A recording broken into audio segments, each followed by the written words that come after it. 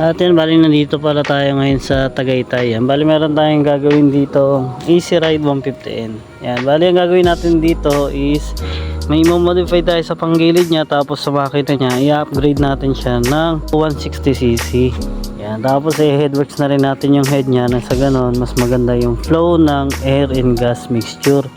Yan, bali eto, kaya na rin naisipan ni sir na ipa-upgrade na rin yung engine niya dahil ganito na nga rin yung nangyayari sa kanya. Yan, bali sinadya ni sir na hindi niya muna gamitin to para makita natin, maaktuhan natin na hard starting na yung motor niya. Subukan natin. Ayaw under. Ayan na. Yan, kailangan mo pa siyang tulungan ng gasolina para mapaandar. Ayan. Ayan, kung maririnig nyo, palyado pumanakbo.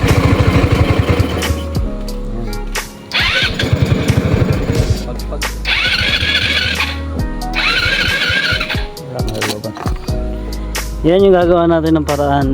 Bali magbibideo na lang ulit kami mamaya kapag ka nabaklas na namin, nakita na namin kung ano mga problema na itong motor ni sir. At ayun, sa pagbaklas nga natin ng makina ni sir, nakita natin na talaga makapal na rin yung kanyang carbon deposit at medyo nakalubog na rin yung barbula dahil sinyalis ito na manipis na ang kanyang valve. Tapos ito naman kanyang cylinder block, kung makikita natin may mga kamot na siya o kalmot ng pusa. Yan, bali kasi sa video hindi ganun kakita, pero pag sa personal, pagka kinapa nyo yan, mararamdaman na to ng ating mga kuko kapag ating itong sinalat. At sakto din naman dahil paparitan na rin natin ito ng block na 59. Yan, bali ito nga pala yung piston na gagamitin natin yan, 59 na MTK na semi-dome. Yan. At ayun, nabaklas naman na natin. Ang kailangan na lang natin ngayon ay kailangan natin linisan ng lahat ng pyesa. Nang sa ganon, tuloy-tuloy na ang salpak natin.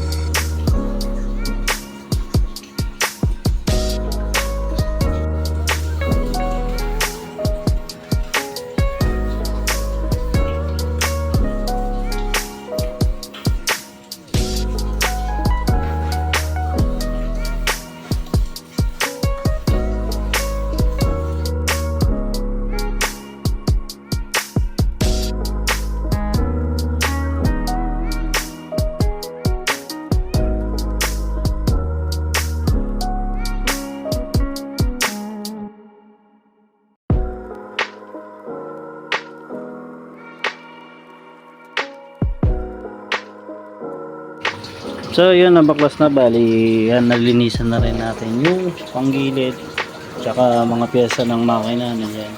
Bali sasalpak na lang din natin yun.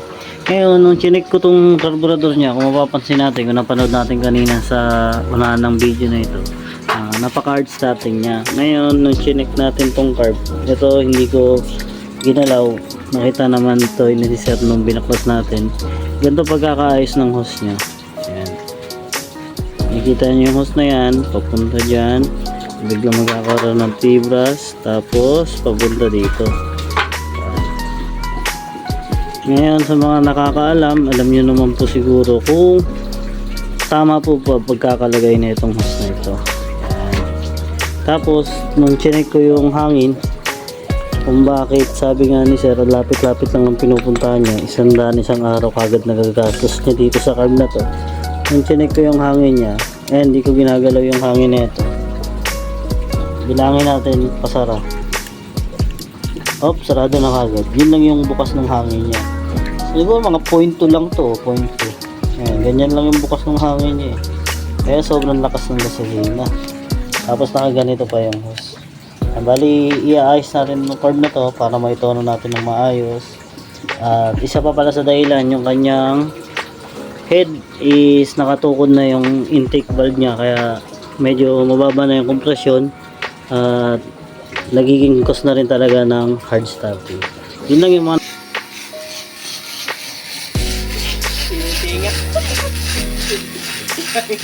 ganyan.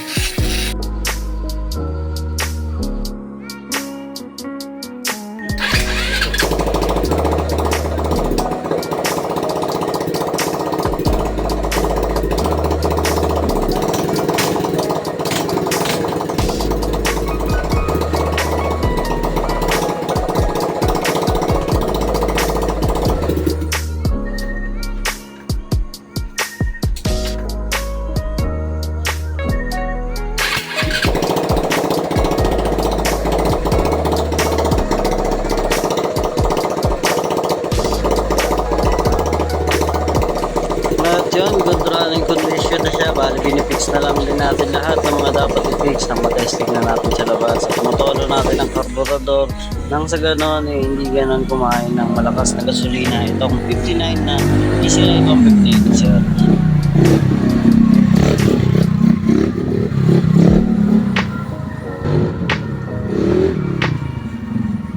At ayun, maraming salamat sa inyo at sana huwag kayo magsabong sumuporta sa akin at salamat din kay Sir na siya kumontak sa atin para iset ang kanyang Easy Ride 150. Yun, maraming salamat.